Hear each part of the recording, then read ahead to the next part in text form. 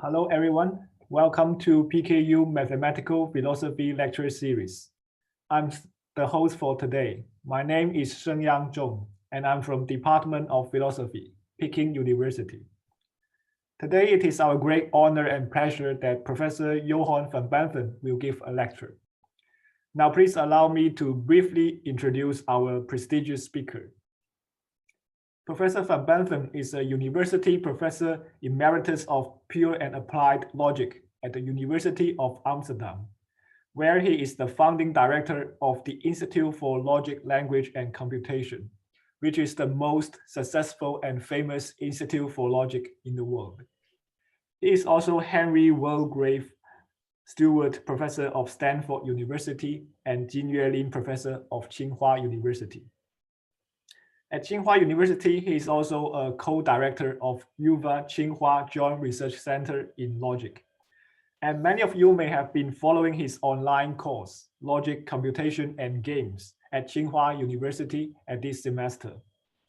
Moreover, he is a fellow of Royal Dutch Academy of Arts and Science, a fellow of Academia Europaea, and a foreign fellow of American Academia of Arts and Sciences. The main research interest of Professor van Benthem is in logic, in particular modal theory and modal logic, including correspondence theory, temporal logic, dynamic epistemic logic, and fixed point logics. He also studies intelligent interaction by applying logic to philosophy, linguistics, computer science, social sciences, and cognitive science. He has been making great scientific contributions since an early stage in his academic career. The work in his PhD thesis is an essential component of our current understanding of modal logic. By now, he has published about 450 research papers and 9 books.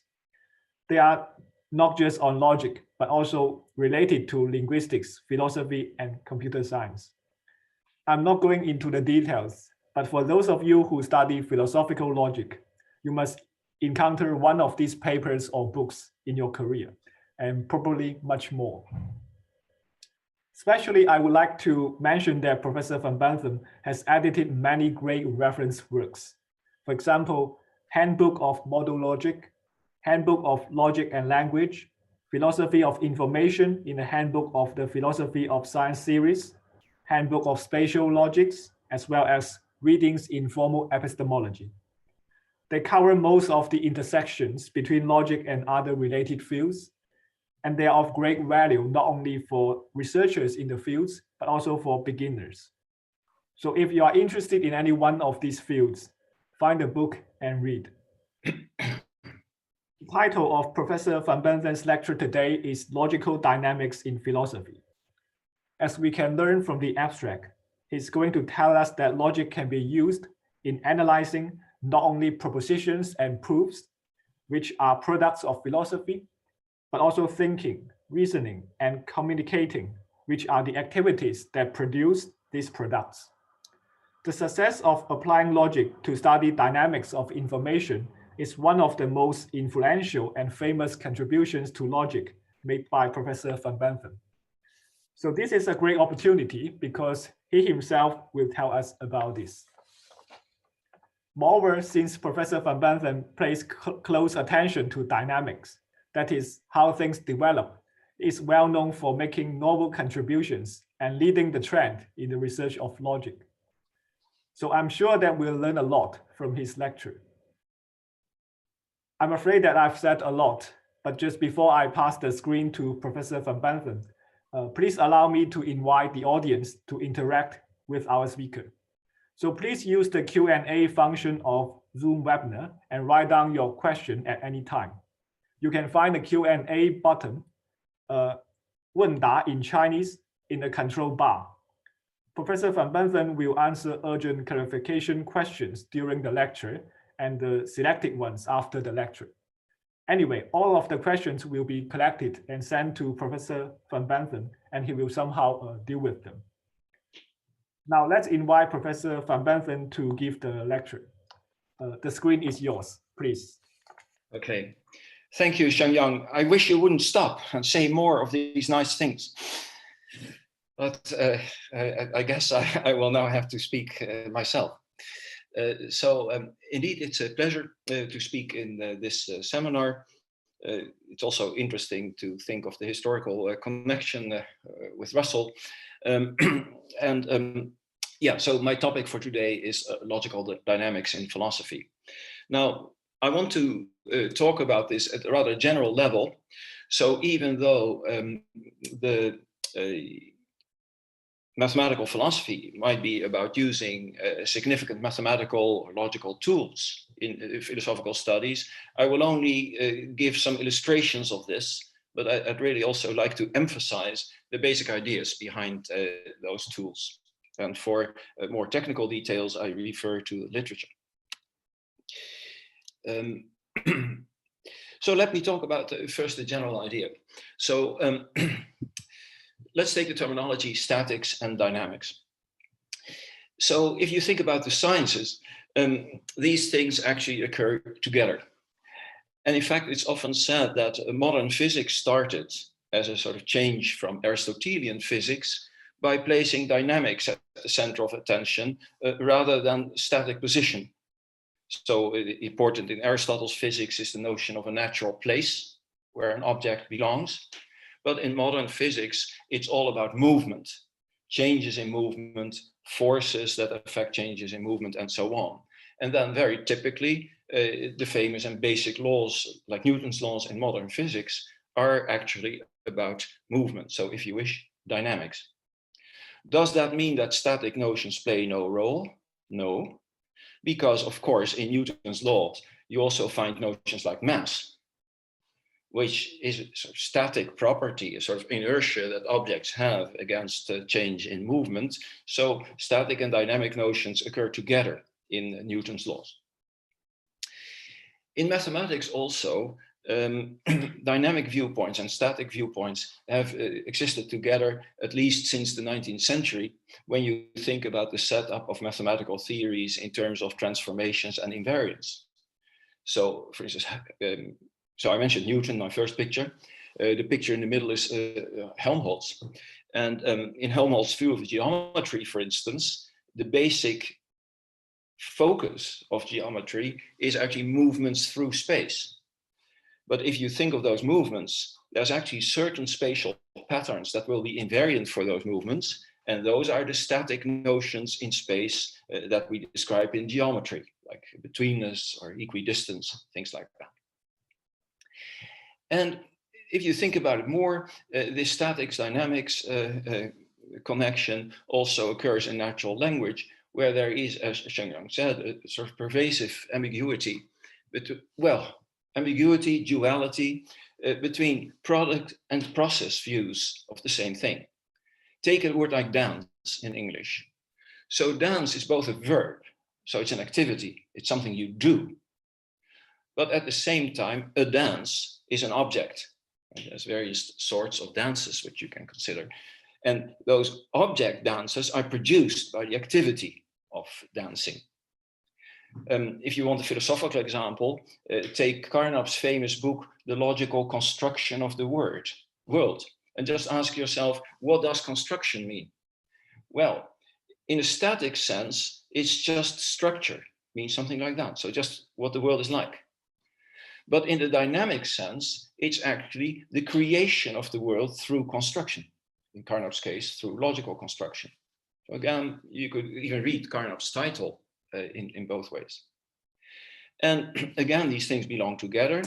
In fact, several authors have put forward a view where if you think of meanings for natural language expressions, you could think of them as invariants of the activity of communication. So I just hope to show by this that thinking about both statics and dynamics is very natural. And if you do mathematical philosophy, which would mean at least being open to ideas from the sciences, then you would also find that natural. Statics and dynamics also occur in logic. On the one hand, you could think of logic as a form of world description, where through reasoning and through patterns that we can express in logical languages, we trace the structure of reality. But at the same time, logic, also in its historical origins, has a lot to do with argumentation and communication. So then what logic is actually also about is a structured social activity. So both statics, because the world is what it is, and dynamics, like activities of argumentation, communication, and so on. These views, I'm not going to go into details on this, are actually compatible. This is one of those slides you could read later on. I'm going to give them to the organizers to post. But of course, I'm not seeing this as an opposition. It's not statics versus dynamics. They actually belong together. And you can see that in lots of ways. Now, actually, at a very high level, the only thing I would like to achieve with a general lecture like this is to just let you see how much dynamics there is, even in topics where you might not think of it immediately. So, for instance, take the example of epistemology. So one main emphasis in epistemology has been to analyze what it means to know. Now, to know is a static attitude, not in the sense that knowledge cannot change, but you analyze the attitude itself. So what you know at this moment. But there is a dynamic counterpart to know, because in order to know something, you first have to learn it. So there's actually a sort of tandem of the verb to know, which describes a static attitude, and the verb to learn, which actually describes a dynamic activity. And so it would actually be interesting in, let's say, epistemic logic to study these things together. And going one step further, still in epistemology, think of the time of Russell when he visited China. There was still this emphasis on the foundations of mathematics. So the idea, well, this is a good thing, an emphasis on the foundations of mathematics. But let's say the ideal was to make mathematics free once and for all from contradictions. So you could think of that as set it up in such a way that you will never fall into error, that you will never have to go back on your mathematical theorizing. Well, we know, of course, from various results in the foundational age that that's a bit hard to achieve after Gödel. But in any case, if you think epistemologically, the fact of the matter is that we have beliefs that can be wrong and that get revised all the time. And from a dynamic viewpoint, those revisions are of great interest. Maybe that's even of greater interest. If somebody is correct all the time, so everything he says is correct and each next step is correct, that's actually, well, it's okay, but maybe a bit boring. And what's more interesting is actually the process of correction. So people making mistakes, spotting them, doing something about it. That's a dynamic process of correction. I'll give one more example, perhaps controversial. I'm happy to talk about these things in discussion. This is just something that occurred to me recently in thinking about what inferences do. Take an inference like from P to P or Q. If you're into relevance logic, you're going to say this is wrong. And why is this wrong? Because you've committed a sin against relevance. So the premise was about the topic P. The conclusion now also introduces Q. And that's wrong. You shouldn't do that. Logic should be relevant. So in other words, the conclusion should be about the things that the premises are about. So then you change the classical logic, which does allow this, to actually only try to retreat to those inferences that are relevant. But if you think dynamically, you could think very differently. You could say, well, look, it's true that this conclusion does something. It introduces a new topic, namely Q. But that happens all the time in conversation and language use. All sorts of speech act change the current topic, modify it, extend it, sometimes contract it. In other words, from a dynamic point of view, you would say there's nothing wrong with the inference from P to P or Q, but maybe there's a hidden, suppressed step that it's not just the inference, but there's some topic dynamics going on. I'll get back to that topic later on. And then you don't need a relevance logic. You can just use your ordinary logic, but you bring out the process of topic dynamics. And then we do logical analysis, which I'll do by example. So basically, if you take this interplay of statics and dynamics seriously, you need an account of the states. You need an account of the actions. You put both in your formal language. You find logical laws for both. And once you have that, you can look at old questions maybe in new ways. You can also ask new questions, of which we will see examples. Now, my top case study for today is epistemology, which I'm going to do at a sort of high level, because again, I just want to, I want to illustrate something about the role of logic in looking at this, and then in the next step, also the role of this dynamic logics. So why is epistemology of interest to logicians? Well, I would say there's lots of reasons, but one is that there's an enormous wealth of definitions of knowledge. And to me, at least, okay, there's two views actually before I get into these definitions. Some people think that this is actually a bad sign. What it means is that philosophers haven't managed to find out yet what knowledge is. But to me, as a logician, it's a good sign. It actually means that epistemology is a rather rich subject, that there's lots of good ideas around. Okay. So if some philosophers therefore call me a pluralist, this seems to be bad. But I call myself an optimist. When I see lots of interesting proposals for what knowledge is, I think that's a rich field. Okay, so there's the famous definition of Plato of knowledge as justified true belief. Then, of course, that was called into doubt, particularly because of the Gettier counterexamples from the 60s that I won't go into. Also in the 1960s, Jaco Hintika proposed another view of knowledge, namely that you know what is true in your current information range, which is all the options that you see for the actual world. This is the view that led to epistemic logic. So it's one particular philosophical view of knowledge, which actually has been implemented in logic, and I'll take that as my running example later. After Hintika, there's influential work by Dretske, who actually more or less still works in Hintika's framework, but he makes it a bit more sophisticated. So for Dretske, what you know is not what holds in your information range, but it's what holds in your information range after you've ruled out the relevant alternatives. And what this means in particular is that on Dretske's view, you might even be said to know something, even though in your information range, there are actually counterexamples. But the point is, they are not the relevant counterexamples, because the relevant ones, the most urgent ones, have been ruled out by you. That's Dretske, but the story didn't stop there, because say around 1980, you have Nozick's view of knowledge, which goes on a very different intuitive track, namely knowledge is belief that's counterfactually attuned to the facts. So for Nozick, contrast that with Plato, it's not belief that's backed up by a justification, but it's belief that somehow is in tune with the world. So I believe that phi means that, so knowledge means that, of phi means that phi is actually true. I believe that it's true. And I would also believe that it's true if the world undergoes small changes. And then what's even true is that's the attunement. If phi were not true, I would have believed not phi.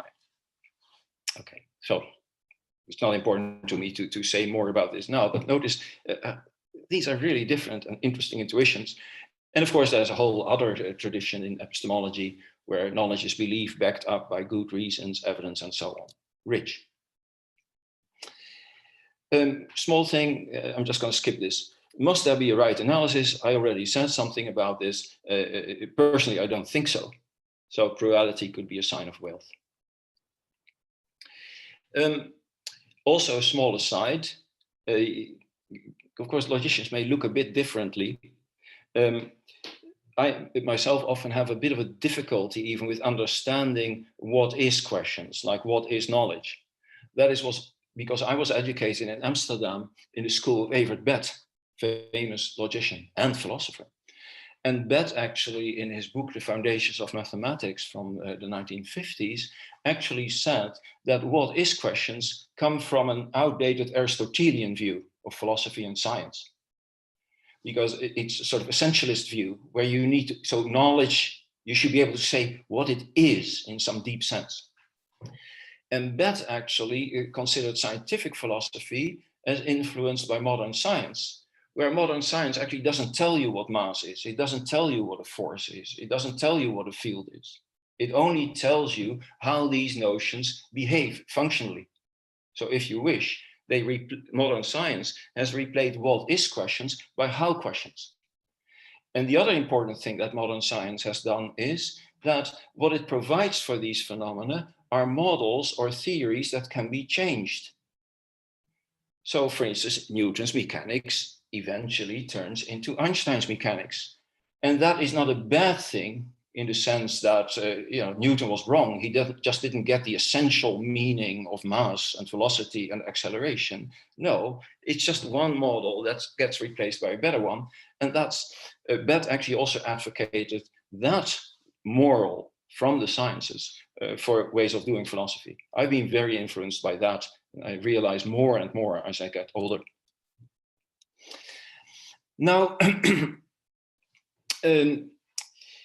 a few things about how you formalize things in a logical system. And again, I'm going to emphasize ideas. So let's suppose that, so if you want to do mathematical philosophy, and mathematical in the sense of do it in the logical way. Of course, there's other ways you could do it, like probabilistically or whatever. You could take Hinteka's intuition about knowledge, and that's what Hinteka himself did, and actually ask yourself, could I make that precise in a logical sense? Well, then you do what logicians do. You introduce a formal language, in this case a propositional one, and operator ki phi, so agent I knows that phi. And in that language, you first to see that it's a reasonable choice. You actually check that in that language, you can express a number of basic facts that you would want to say, maybe in natural language, about when agents know something or don't know something. And of course, beta sort of experts all around on this topic. I'm not going to go into it more deeply, but this is what you do. You introduce a formal language that seems to give you some grip on how the notion of knowledge is used, at least in natural language. But then the next step has to be that you give a semantics. And as logicians know, even if you have a formal language, your semantics is not uniquely given. You could actually give it in lots of ways. Proof theoretic, algebraic, model theoretic. And even if you make it model theoretic, you could make you could do it in various ways. Of course, a standard way that's used in epistemic logic is in terms of semantic information. So each agent has a range of options for the real world, what the real world is like.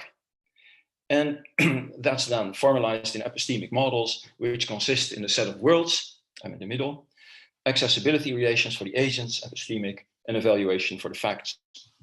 And that arrives at the famous truth definition, which treats knowledge as a universal quantifier. So at the current world S, the agent I knows that phi, if for all epistemically related or indistinguishable, pronounce it any way you like, let me say, if for all epistemically related worlds T, phi is true. You could think of this choice of semantics as a sort of choice of a conceptual framework. So what you're proposing is, let's think about knowledge in this way, in terms of a sort of information ranges. As a logician, you don't have to claim that this is the only way of thinking about knowledge. In fact, you would be wise not to claim that. But what you're proposing is that this is sort of illuminating, rich maybe in consequences, so it's worth exploring. Well, then we all know what sort of logical validities come out of that. So if you make the relations equivalence relations, you get the principles of the action system as 5. Now, here's an interesting thing. Ever since Hinteka put forward his epistemic logics, it's been criticized. So that started in the 1960s and it's never stopped. And in fact, lots of those axioms in the system have been subject of criticism. For instance, the distribution axiom, which says that if you know that phi implies psi and you know that phi, you also know that psi, has been read as a form of omniscience, where agents actually know the logical consequences of what they know. And you could question that. Okay. In a milder form, in the epistemological literature, there's often an emphasis on closure, which is even just a very simple form of omniscience, namely that k phi would imply k phi or psi. And even that has been a target of a lot of criticisms, proposed counterexamples. And if you want other things that have led to endless discussion in this epistemic logic, it's the transitivity axiom, or you could also read that as introspection. For instance, the one which says that if you know something, then you know that you know it. So, but you could also see this as a virtue of the axiom system. So now we've become precise. In other words, we've actually made it precise what the features would be, at least so far, of the approach that we're proposing, so there's something to criticize. Okay, so the whole discussion has been sharpened up. Of course, there's various responses to criticisms you might have of these axioms. You could change the axioms, go to some weaker epistemic logic. That's what many logicians like to say. So every time I get criticized, I make my logic weaker. But of course, what you could also do is change the whole conceptual framework and say, maybe, you know, my proposal of semantic information wasn't exactly the right thing to take. I want to add one non-serious thing. The fact that now we've had these complaints about these axioms for about 40 years or 50 years, I think actually illustrates something in the sociology of science, the importance of complaining. It's often been said that fields are not held together by positive ideals, but by complaining about something else. And in that sense, epistemic logic has fulfilled and still fulfills an invaluable function. So I might quote the president of the University of California, who said that he had thought long and hard what actually holds the University of California together. And he said he could not detect a single unifying feature among all the professors at the University of California, except grievances about the administration and not enough parking spaces. Okay, so that's important to have complaints. Now let's go to the dynamics. I'm going to pursue this in this semantic information conceptual framework, but just as an illustration in this case. And before I go there, let's look at epistemology to see why a dynamic move makes sense. Dretske actually said that you know something when you've ruled out all the relevant alternatives. That's an appeal to doing something, namely ruling out. Okay. Ruling out is definitely an activity. So there's a dynamic aspect to Dretske's view of knowledge. Nozick's view, where knowledge is belief that's attuned to the world, the background for that is actually over time. So as you learn more, your beliefs would have to stay attuned. Then in the 1990s and the 2000s, there were other proposals for what knowledge is by Stolnaker and Roth, where it's different from Nozick, but it has also a dynamic flavor. Knowledge is a belief that you hold on to as long as you get true new information. So that's the stability view of knowledge. But notice that this again presupposes activities of getting true new information. Then there's views of knowledge by Lehrer, also well-known and influential, that you know those things that you can defend in ongoing dialogue games. That has been made very dynamic. Knowledge are the things that you can uphold in an ongoing interactive process of discussion. And okay, I'll skip the Scheffer. Now, of course, logicians go slowly, so you could look at all those dynamic themes in epistemology and ask yourself, could we actually do something, model some of that in logic? And here is a picture which, again, many of you will know. Let's just think about update of semantic information. So we interpret an epistemic model as an information state for a group of agents. And now we're looking at an action or event of learning that phi. So we learn that phi is true. And what that does is it eliminates all the not phi worlds. So you have an initial model M. I put that S there. It's actually in the area of the worlds that satisfy phi. What that means is that phi is true about the actual world. But there's maybe also other worlds where not phi holds. So far, the agent is actually thinking, could be phi, could be not phi. But the learning that phi actually changes this model into the model M restricted to phi, where you just keep the part to the left and you delete not phi worlds. This is a particular way of looking at an action of receiving new information. This is not far-fetched or a logician's thing. You can actually find this view with Hintika already in the 1960s. You can also find it with Stolnaker and other philosophers. I even found some philosophical texts which call this the common sense view of knowledge. Even though, okay. So learning something is eliminating the things that go against or negate the worlds where the negation of what you learn holds. This deletion, of course, is very strong. What it means is that those worlds that you've deleted go away. That's why this is sometimes called hard information, because you think the information is so reliable that you don't have to care about the not phi worlds anymore. Well, this is just technically how you implement that.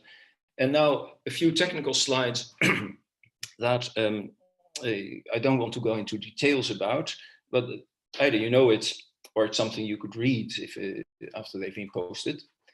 The point is that once you introduce this view of information update, you can actually also describe that in logic. Namely, you can set up a language that actually extends the grammar of epistemic logic with dynamic modalities, which actually tell you what would be the case after the change.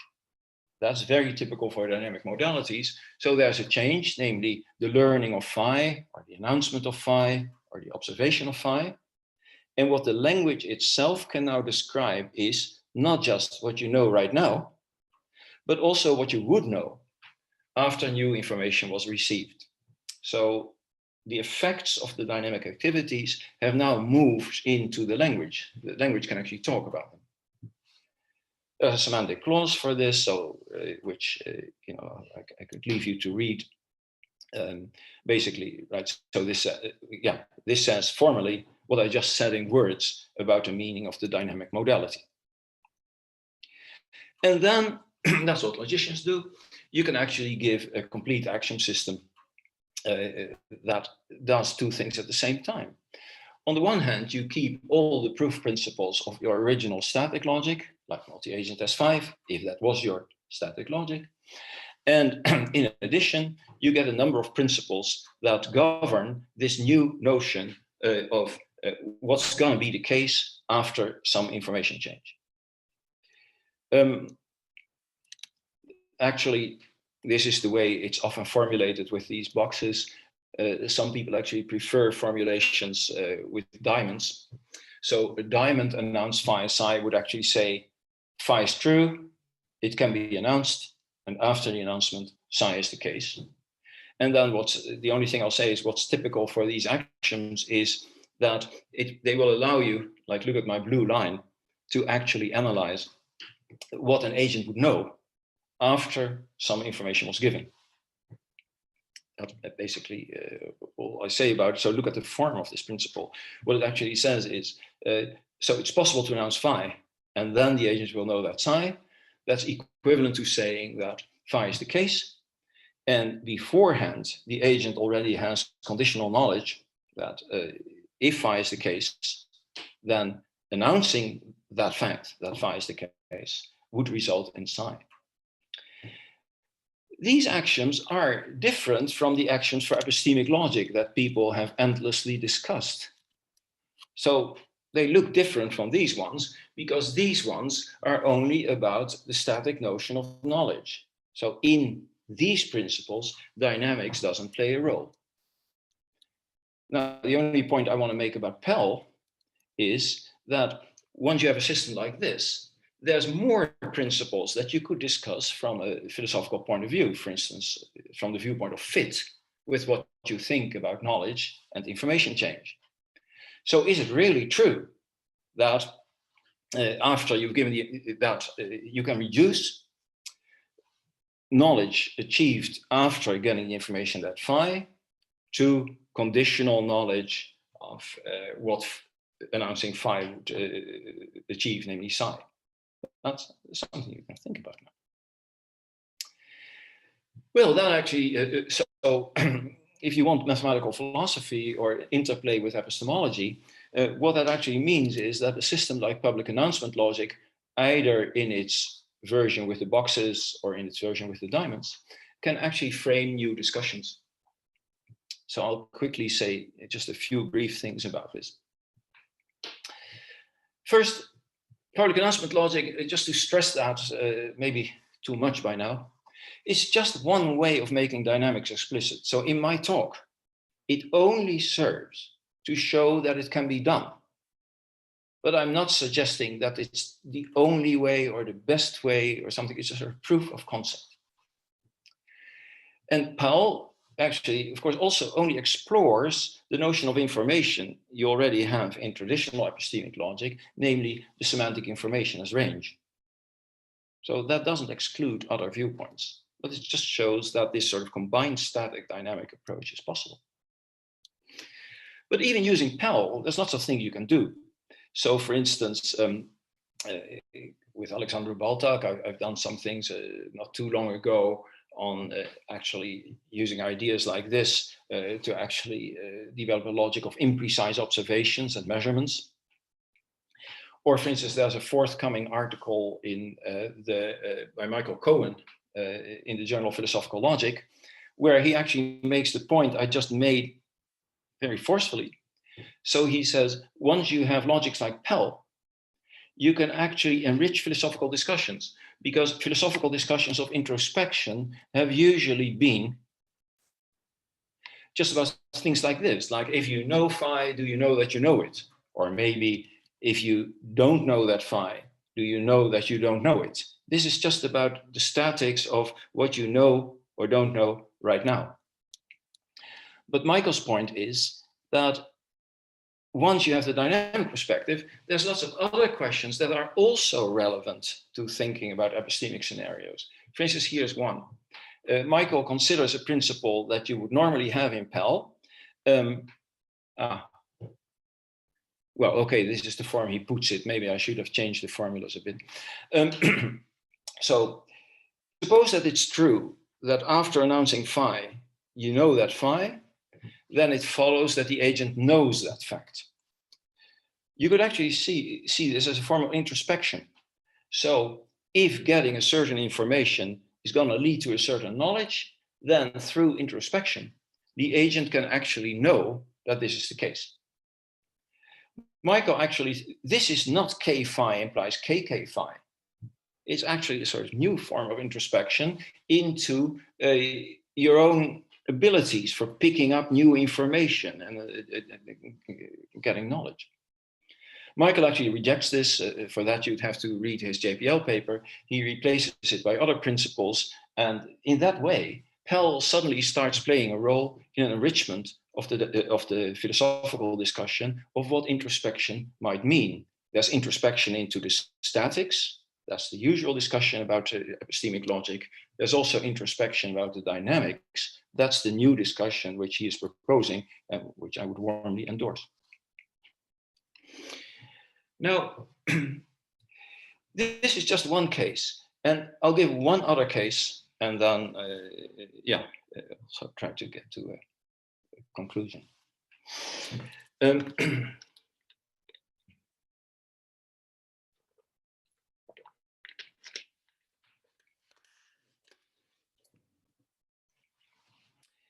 So a system like Pell, what does it show us? That it's possible to look at the conceptual framework of semantic information, to then think about actions or events that change semantic information, and to bring the reasoning about those actions and events into the logic in a very precise way.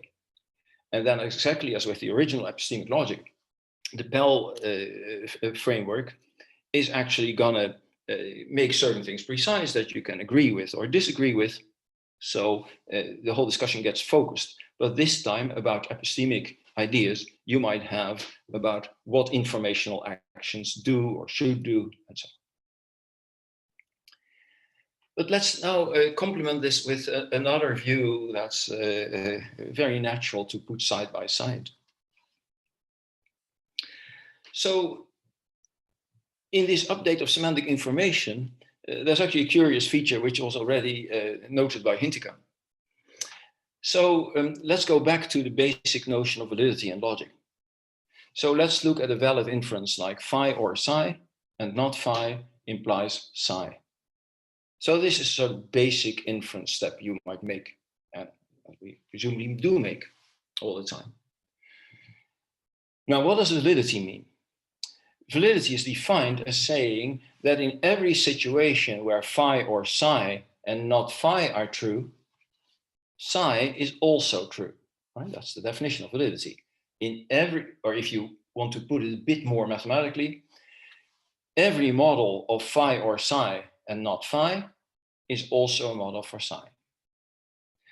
Now, notice that what this actually means is that in terms of getting information, the conclusion psi is valid just in case it adds no new semantic information.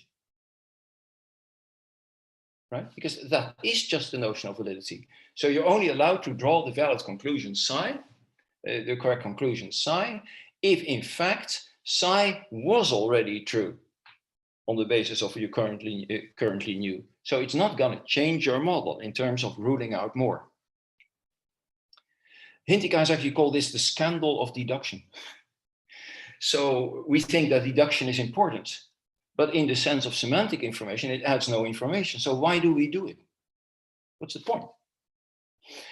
And, or in other words, if you want to take my dynamic perspective, the question is, if an inferential action updates something, so if it actually has a dynamic effect, what does it update? It definitely does not update the semantic range.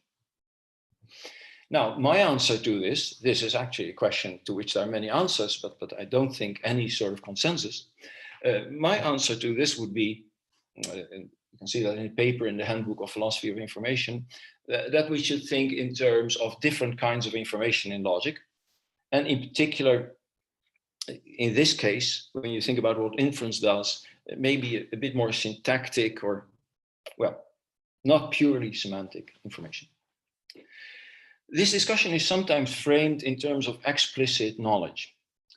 So let's say that the agent has explicit knowledge at phi, E phi, if K phi holds, but we strengthen it a bit.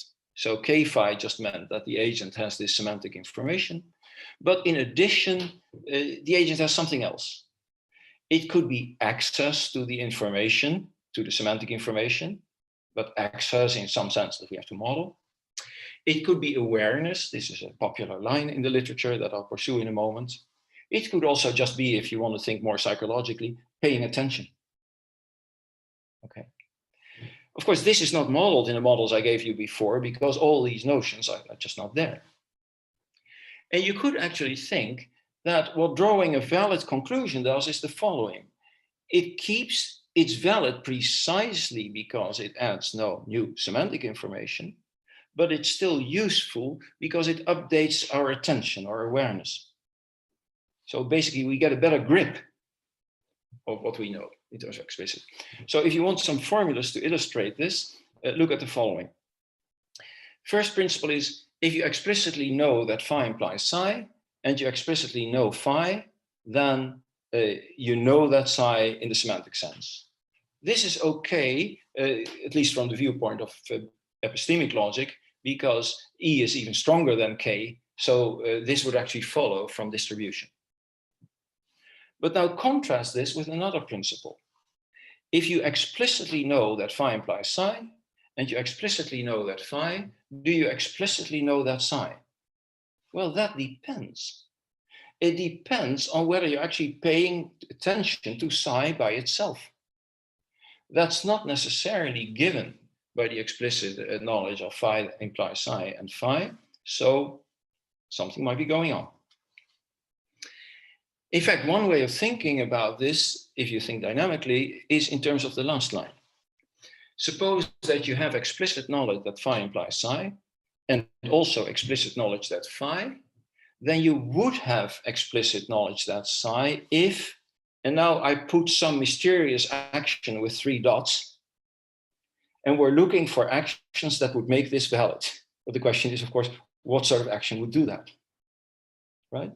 So in other words, you don't have it automatically that the consequences, the semantic consequences of your explicit knowledge are explicit knowledge, but if you're willing to do something, they would become explicit knowledge. Okay, what's that something?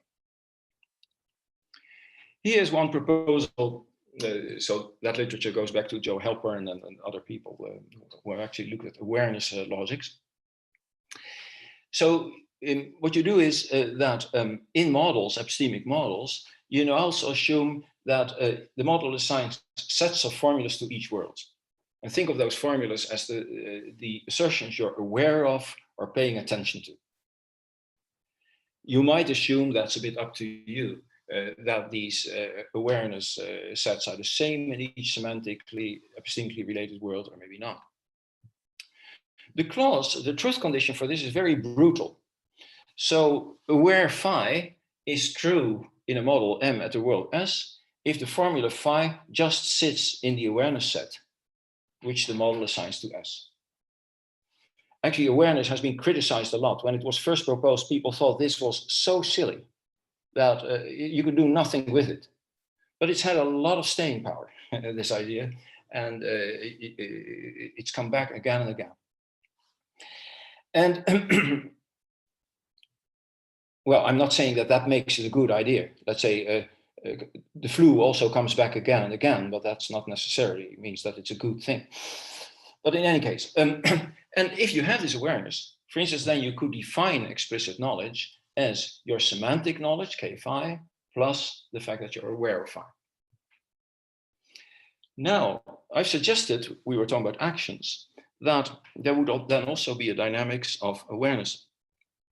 And indeed, there are simple things you could do with the awareness set. One is, one action might be that you actually add phi to your current awareness set. Another one is that you drop it. Maybe there's more. I'm sure there's lots more things you could do with an awareness set, but just to have two examples. Already by adding these things, you transform what we discussed before. For instance, I'll just give one example. Suppose that you take public announcement logic and you give exclamation mark phi. So that's often read as you see that phi or you observe that phi. But actually, it's well known from the literature that there is two ways of seeing, which Barwers and Perry in their work on situation theory called, I believe it's called implicit and or naked seeing versus seeing that. So I could actually see a tree outside, but not realize what sort of tree it is. I might not even be, formulate for myself that I'm seeing a tree. That will be a sort of implicit or bare seeing. But I could also see something and realize that what I'm seeing is described by phi. In public announcement logic, this is a distinction without a difference, because the framework wouldn't allow for such a distinction. But once we're in this framework, there are two sorts of public announcements. One is that you just delete the not phi worlds, but you don't change the awareness sets. The other is that you actually do that, but you also add phi to your awareness sets. Okay, that has some technical problems, but that's not the issue here. But the second one is stronger. It would actually absorb the semantic information and make you aware. Well, there's complete logics for this too. And now, of course, your discussion of epistemic matters already gets a lot richer, because now you can talk about semantic range dynamics and awareness dynamics. That's going to capture a lot more. And it's also going to open up lots of topics like, as I said, what are the dynamic activities that influence awareness or attention, and so on. There's many more epistemological actions that one could look at. So I'll just make a list of things that people have published on, and I've also published on it myself. You could look at receiving and processing new evidence. You could look at tracking relevance or doing topic dynamics. You can do dynamics of acts of introspection and conscious access, of course, questions and issue dynamics. Basically, once you look in the dynamic style, you'll see that the whole area is full of actions and events which play a role everywhere you look. and that would actually call for logical analysis. Okay. Now I'm going to skip my next case, so I'm going to leave that on the slides, but just for you to take a look at. All these examples were about knowledge and bringing in actions and activities. There's definitely, you could take the same line on beliefs, but I'm going to just slowly click through these slides because for today, that would be too much. Basically, what I'm saying in this part of the talk is that this sort of dynamic view is not confined to just think about knowledge. It also comes up in the case of beliefs that can be wrong. And in some sense, it's even a richer sort of dynamics which you get there. So from knowledge to belief, doxastic reasoning, models you could give for that, truth definitions you could give for that, the complete static logic, then belief dynamics under various types of information. I'm happy to say more about this in discussion, by the way. And belief dynamics under soft information.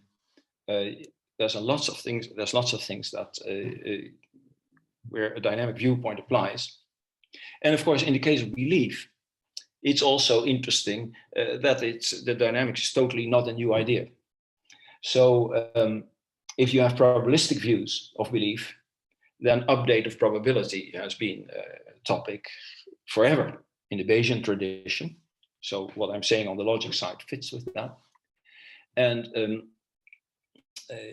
yeah, so that's definitely there. I want to give another. Well, yeah, of course, belief revision theory has been around since the early 1980s. And as the name says, that is about describing belief changes in formal frameworks. The dynamic view also goes further. You can also apply it to other sorts of change, relevance change, Dretski's work, deontic logic, and so on. You could also take it to games. But my plan is actually for today to make sure that I leave enough discussion time. So I'm willing to go back to any topic that I've mentioned. But I'll just end with a few general comments. I think the consequences of taking this dynamic view are maybe also slow in coming or slow in realizing. Like maybe initially you might think what it does is it adds a sort of dimension to discussions that we already know. So we know discussions about introspection. Now it adds discussions about dynamic introspection. Or, okay, we know about logic of knowledge. Now we can also add a dimension of knowledge change and new information. But I think you could also raise more further going issues based on the dynamics. Because if you think that activities and events are important in describing here, then there is, of course, the fact that the activities are made by agents. So they get into. Now, the agents so far are only present in a very weak sense, namely as well, as indices on operators, like an index I here in these operators for knowledge and belief in the syntax here. But that's very weak.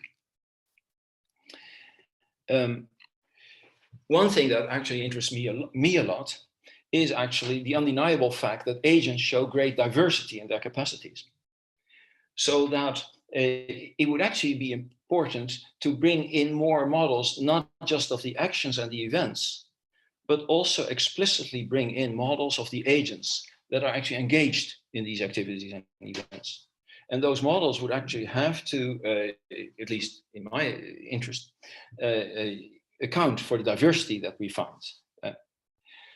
But that actually means that if you think dynamically that way, you'll also be led to question certain assumptions in a lot of literature. So I call these assumptions uniformity assumptions, that agents share the same kind of processing information, that they share even the same kind of rationality and so on. I think if you take a radical view of the dynamic perspective, then actually you have to think about agents, agent diversity, and you might end up analyzing societies of very diverse agents. Okay.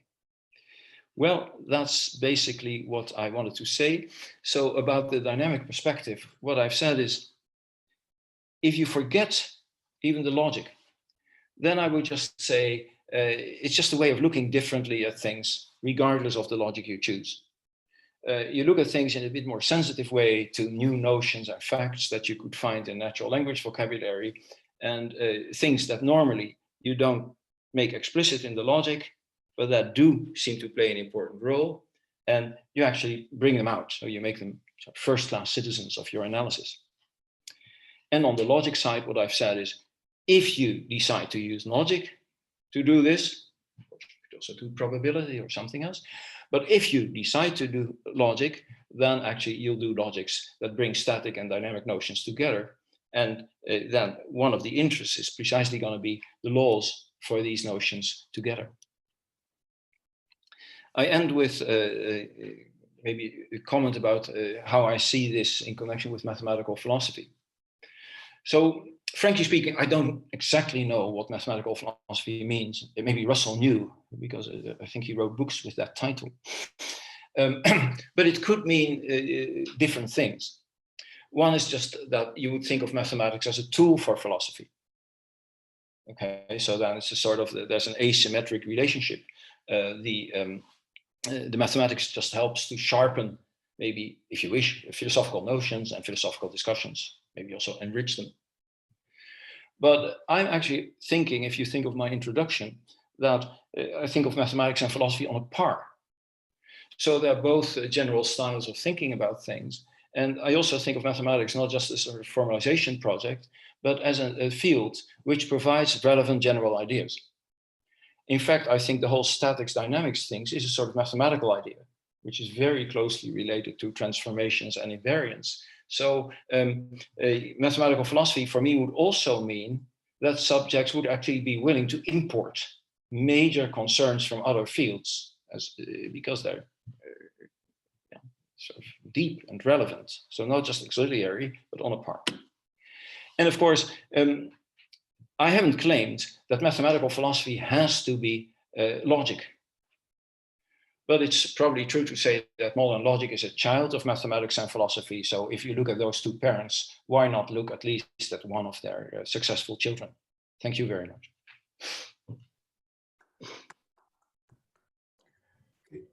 Thank you very much, Professor van Benthem. I think it is a very interesting lecture. So I think that in this lecture, for most of the time, we focus on a very concrete topic, and it is also a very significant topic in philosophy, that is the notion of knowledge. And we see how this static notion of knowledge, when it is combined with epistemic actions like public announcement and awareness, and there are a lot of interesting things happened. And at the same time, I think that Professor van Benthem also tell us a lot of methodology. For example, methodology of logic, why we need a formal language, and why we have formal semantics, but also a methodology of science in general.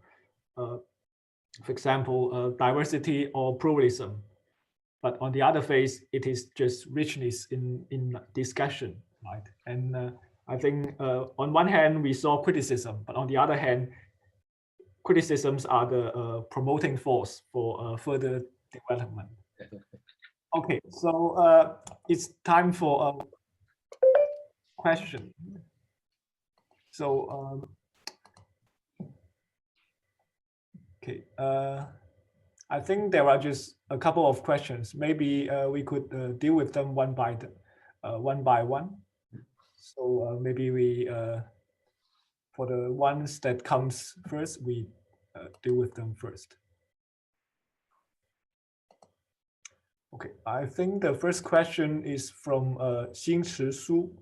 He asked that in standard epistemic models, every agent is assigned with a set of possible words that he or she considers possible. May I ask if the selection of these possible words are related to tense? To tense? Maybe could that be explained to me? I'm not getting this precisely. Tense in the sense of tense in natural language? Let me see whether I can. Passage of time.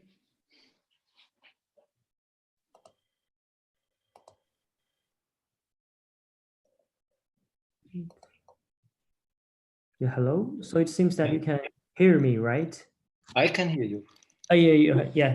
And many thanks for your talk today. And yeah, my question is about whether the selection of the possible words in the epistemic models are related to the time, because I know in the dynamic epistemic logic, it's one of the advantage of the DEL is that you can model the actions by action models, and then you can model some process dynamically from one model to another one. So as for me, I think in dynamic epistemic logic, you can, in some sense, it can embed the time into it. But in the static epistemic models, I do not think the time works there well.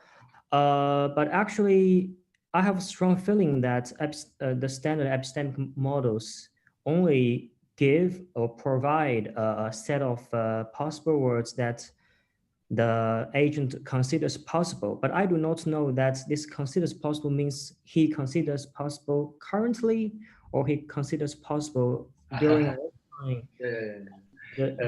Okay. Now I think I understand what you're saying. Okay. First, you correct me if I'm, misrepresenting you. So you think, isn't there a sort of temporal aspect that you wouldn't see in the standard epistemic models? And you actually take the viewpoint of dynamic epistemic logic, where you could actually think of those worlds as histories, right? So you could say the current worlds actually stands for histories of events that have already taken place, right? So there's a sort of temporal process. Maybe I started somewhere, some information was given. So then I was, one-step history, more things happen, two steps history, and so on. That's true. So actually in the background of these dynamic epistemic logics, there's a sort of epistemic temporal logic, and there's even technical results which say that models from that, you could actually think of the worlds as histories of in some process of inquiry. Okay, so I'd agree with that.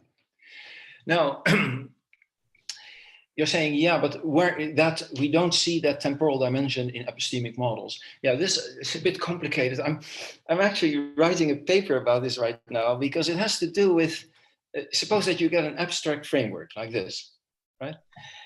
What are those worlds? Actually, the framework doesn't tell you. It allows you to interpret them in any way you like, right?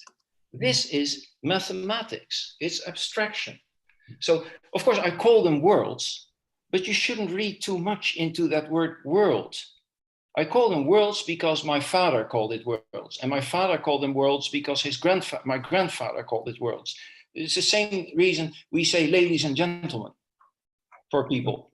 Not because we really think they are ladies and gentlemen. Many of them are not. But it's just a word, which has a nice ring. But actually, those worlds are just points in some abstract space. And you can interpret them any way you like. In fact, one particular interpretation is temporal. Mm-hmm. So you just say those worlds actually, in the view that I now have, are actually temporally extended worlds. Does this clarify anything, or have I only missed the point? I know you clarified. Thank you. I've already got your name. Yeah. Yeah. Actually, if I may, I got an interesting other question recently, which I also liked. Somebody asked, now take your updates. So like announcing phi. Mm-hmm. So this phi could be a long formula. Is it there also temporal flow there? Okay. And then his particular or her particular question, I forget, was actually about more sentences. Like suppose that I say, P is the case and I don't know it. This guy actually said, if you say that, then about halfway through the assertion, you scratch your head and you think, come on, what am I trying to say here? That's actually something you don't, that's a temporal aspect you don't analyze because we treat these events as point events, but that would also be very interesting to look at the temporal processing dimension, even of the announcements. Okay, thank you. Actually, the next question is also given by me, so.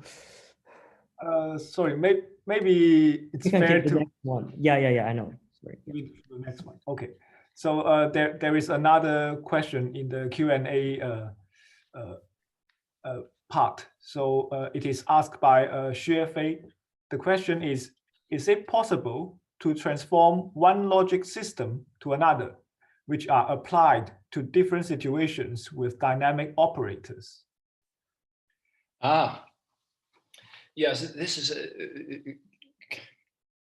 I think some of you can read minds because it's actually something that has come up recently. Yes. I think that's actually a very interesting line to explore. So, two things about that. So I could take your question in the following way. Suppose that I have a dynamic logic, dynamic epistemic or whatever, dynamic logic of inference, and I apply it to some situation. And I have another logic. Could I actually, transform the one viewpoint into another using dynamic operators itself? So that asks for a sort of translation using dynamic operations. I think that's very interesting, and at least I haven't thought about that so much. But what I have noticed is that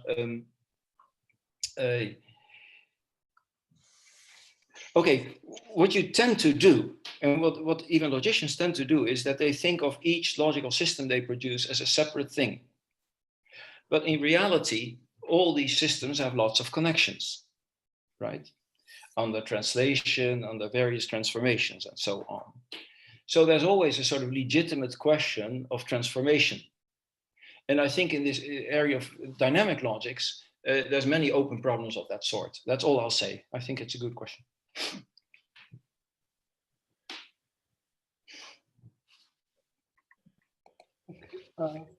Okay, thank you very much, Professor Van Benthem.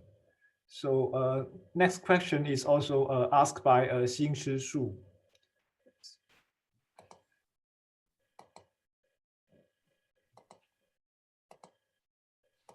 Okay, let's have a look at this question.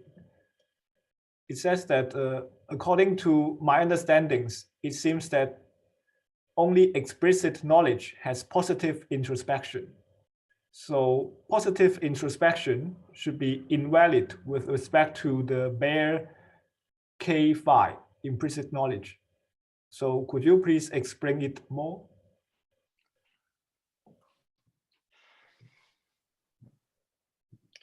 Yes, I'm thinking for a moment what to say. My problem is a little bit that I myself would think a bit differently. I would think that for the implicit K, the positive introspection is relatively harmless, but that for the explicit knowledge, it's not obvious that it holds. And I don't think that it holds. So it will be more like actually what I've shown you with these, inference dynamics and explicit knowledge versions. K phi could have positive introspection, but E phi will not have it. And that more or less accords with what I would expect. Of course, if you're going to say that you also don't like positive introspection for the original K, that's of course a much discussed issue. People have given lots of reasons why they doubt that principle. But I'm not sure I should go into what I think of those doubts. But basically, what I'm saying, for K, I think the positive introspection, but you shouldn't read it too strongly, because K is about implicit knowledge. So introspection doesn't, so you have to now carefully distinguish a lot of things.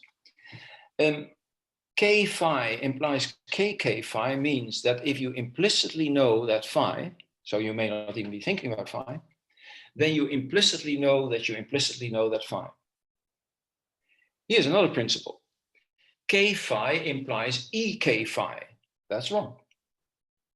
So it's not true that if you implicitly know that phi, you explicitly know that you implicitly know that phi. Third possible formulation. E phi implies EE phi. I also think that's wrong. So I'm willing to reject 2 out of 3. Is that enough for you?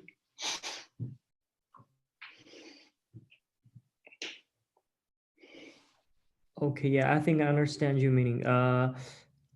But I know that generally when some people want to argue or argue against that the K phi, I mean this implicit knowledge, does not have the positive introspection, they generally argues that, yeah, because for the lack of the awareness or for lack of the something that we cannot have the K phi implies KK phi. But I just think that for the explicit knowledge, you introduce the awareness, attention, or access to the knowledge here. So it seems that it's sufficient to have something like the E phi implies KE phi.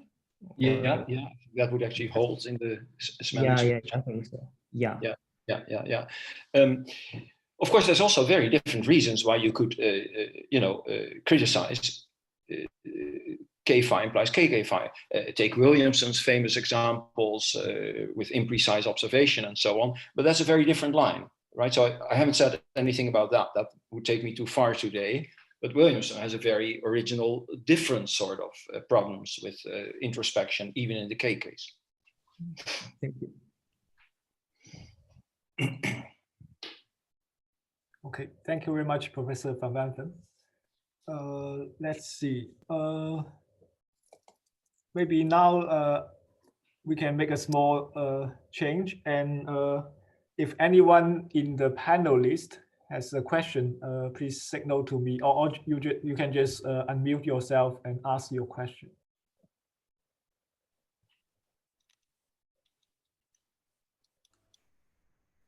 Hi, Professor Van Benthem.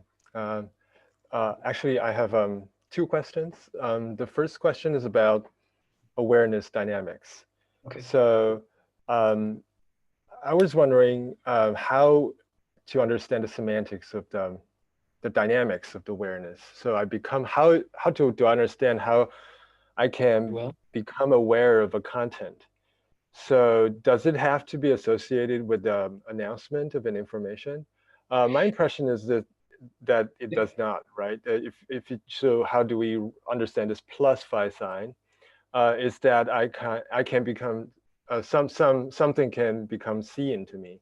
I see something, but how do I understand how can I see a sentence? So I can see a tree over there, but I cannot see a proposition. The difference between I become aware of a proposition and I know. Okay. This is my first question. Maybe you can. Okay. First, I have to say that our connection was a bit unstable, so I missed some parts of what you said.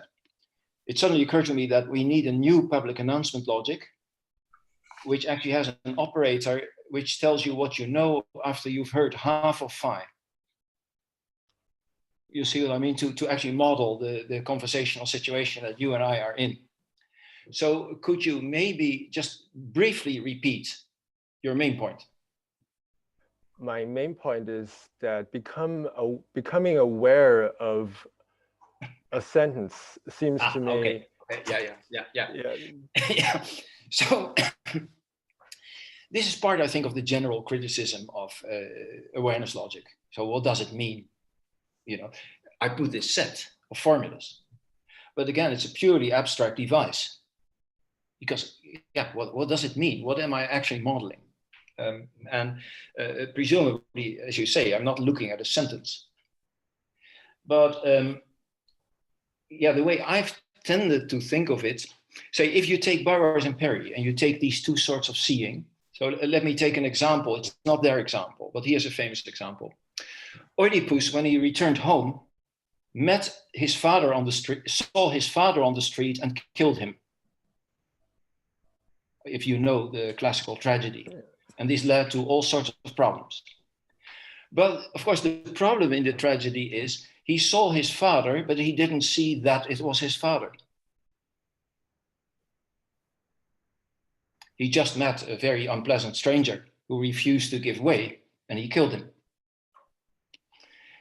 And if you think about what the tragedy plays with, is that normally you would think that the guilt would maybe be higher if he had actually seen that it was his father. Although you could say the tragedy refuses to make this difference because he actually does get punished. Okay. But now, yeah, how would you think of that difference? So Burroughs and Perry just talked about linguistics. So they said there's naked seeing. I saw a man come in, according to them, it's just a sort of, or you saw a man come in, is just a report that there was some sense impressions. So there was a scene where a man came in and you were attuned to that in a certain way, but that's all. Whereas if I were to say, he saw that a man came in, then you would see it, and you would also be able to formulate what you saw to yourself. Okay, that's, and now you could think of the awareness modeling as saying the set phi represents the assertions that the agent has available for describing what he actually sees, put it into words. So okay, then he's not seeing propositions. No, what that store is just, there's a number of statements that he could make, which he has somewhere stored. And he's able, in the explicit seeing, to select an appropriate one to put into work, to describe, not a proposition, but to describe what he saw. Does that help? That's at least the sort of contrast I have in mind. Yeah, that's actually very helpful. Yeah, actually, I think it's also related to my second question. So my second question is about implicit knowing. So it's also related to the awareness thing. So awareness is used to distinguish between implicit and explicit knowing, right? But I was also wondering how do we really grasp the implicit knowing? So for instance, if I fail to draw an inference, such that I know that if phi, then psi, and I also know that phi, but I fail to know that psi.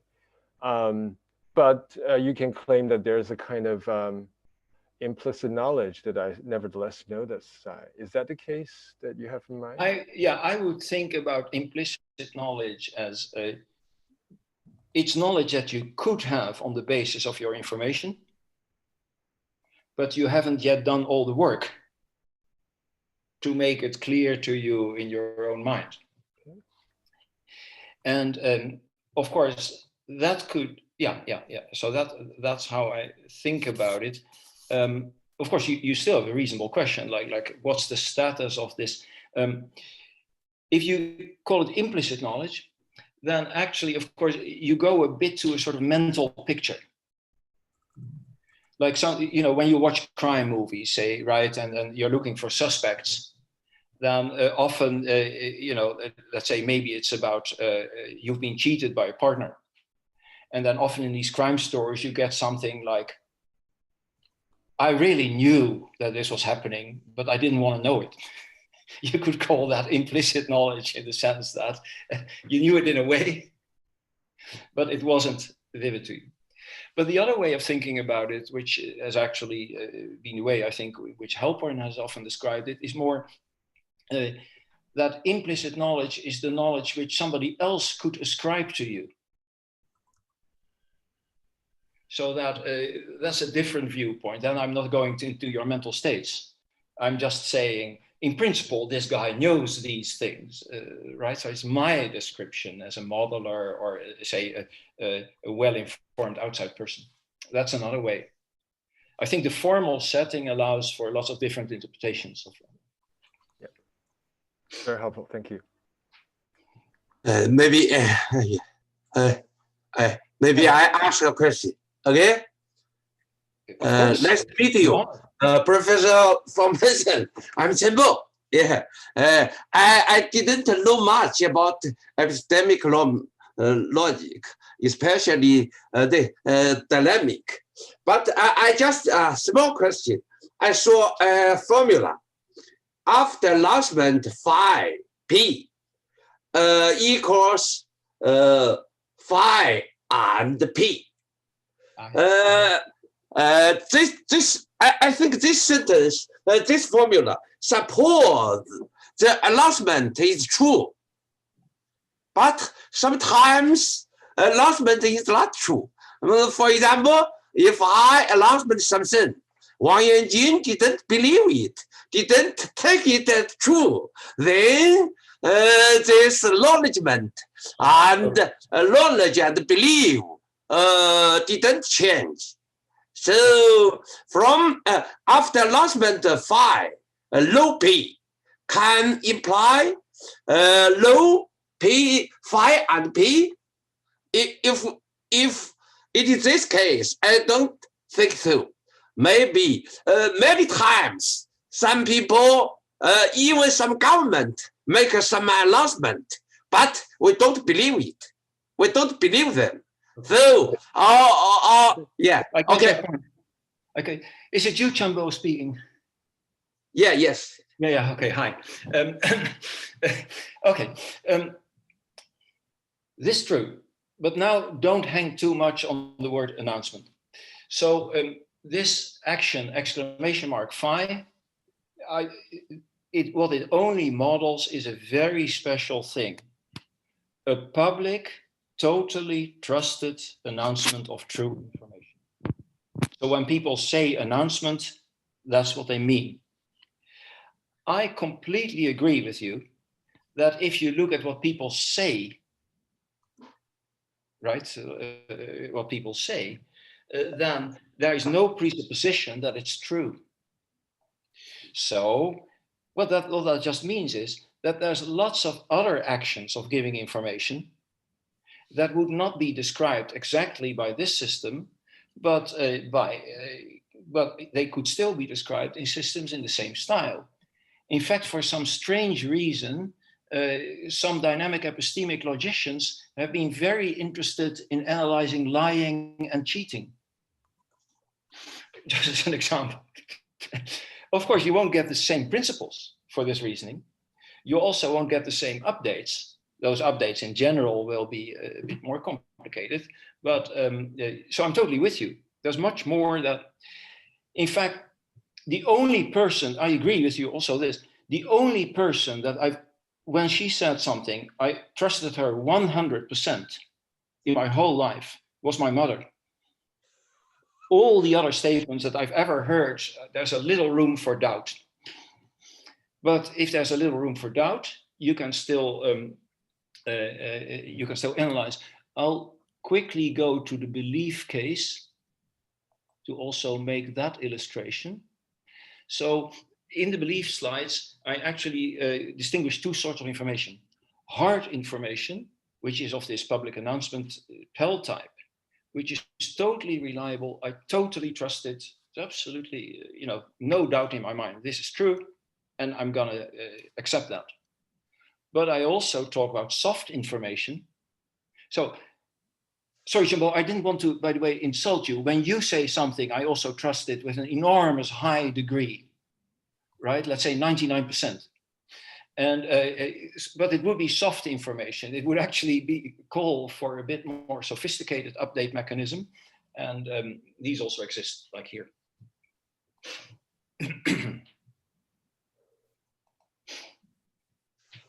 Thank you. Thank you very much, Professor van Benthem. Let's see whether we have other questions.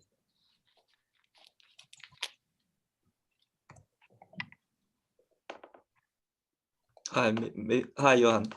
Maybe I also have a question. So you were talking about awareness about certain propositions. And actually, this is also how, for example, Halpern did it, right? I mean, awareness of certain propositions as part of the explicit knowledge. But I think in reality, in many applications, we are often talking about awareness of certain possibilities. Like you are not aware that certain possibility is possible. Only someone mentions something and then you're suddenly aware, oh, that's also possible. But it seems to me, at least, to add this extra possibility is harder than treating just awareness of proposition letters. Like how do you add one possibility into your whole model without changing too much, or how would you say change your structure in a more reasonable way? So would you comment on that? Thanks. Well, first I agree. There's even been a sort of idea that if you wanted to have a sort of dynamic take on what an epistemic existential modality does, right? Of course, in the normal semantics, right, what it means is that you check in the current model whether there's some possibility. So diamond phi, you check in the current model whether there's some possibility where phi is the case. And if it's announced as a fact, then you only keep the worlds where such possibilities exist. You throw away the others. But as you say, you could also think of it much more dynamically. Add something to the current model, which makes phi a possibility. But I mean, you've already identified the issues with that. How to do that in a sort of well-defined way, right? That's, yeah, I think, yeah, I don't have a good take on that. This has been much discussed, by the way. So even in the also in dynamic semantics, not just in dynamic epistemic logic. You know, like say, yeah, create an object with a certain property. Yeah. What sort of operational models is that? And yeah, okay, I could say more about it technically, but I'll just confess that I know of no way which would really satisfy me. Okay.